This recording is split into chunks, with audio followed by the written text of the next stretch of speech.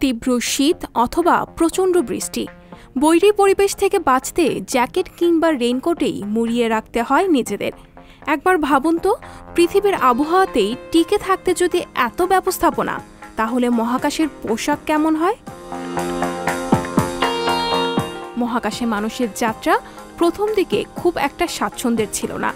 পৃথিবীর আবহাওয়ার বাইরে মানুষের শরীরকে টিকিয়ে রাখাই বিজ্ঞানীদের কাছে হয়ে দাঁড়ায় সবচেয়ে বড় চ্যালেঞ্জ।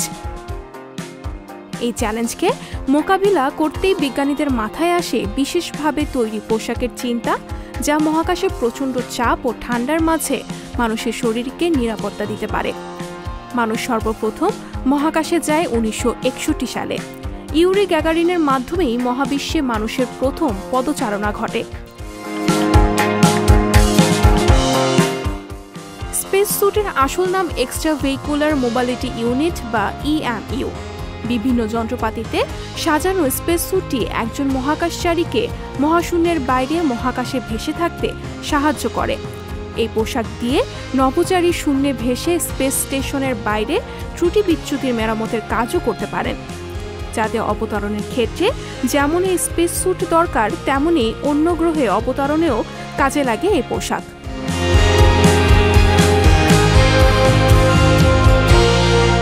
একটি স্পেস স্যুটের দাম প্রায় $12 মিলিয়ন বা 120 কোটি টাকার কাছাকাছি। এই স্যুটগুলো নির্মাণ করা বেশ কষ্টসাধ্য ও জটিল। বিশেষ প্রযুক্তি ও ব্যবস্থাপনায় তৈরি হয় এই পোশাক। 1958 থেকে 1963 সাল পর্যন্ত নাসার মার্কিউরি প্রোগ্রামে সর্বপ্রথম মহাকাশচারীদের জন্য স্পেস স্যুট তৈরি করা হয়েছিল। এই সময় প্রথম মহাকাশচারীরা মহাকাশের উদ্দেশ্যে ভ্রমণ করেন।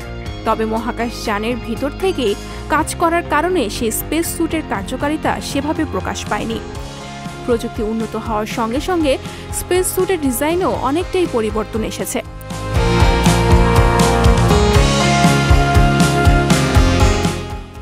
লাইফ সাপোর্টের ব্যাকপ্যাক সহ এইসব স্যুটের ওজন প্রায় 310 পাউন্ড পর্যন্ত হতে পারে। মহাকাশচারীরা তাদের স্পেস স্যুটের সাথে পলিকার্বনের তৈরি বিশেষ ধরনের পোশাক পরে থাকেন।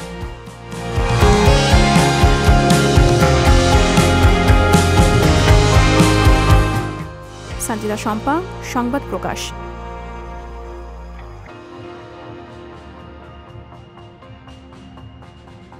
সংবাদ, ফিচার ও অনুষ্ঠানের জন্য ভিজিট করুন সংবাদ প্রকাশের ওয়েবসাইট এবং যুক্ত থাকুন ফেসবুক পেজ ও ইউটিউব চ্যানেলের সঙ্গে।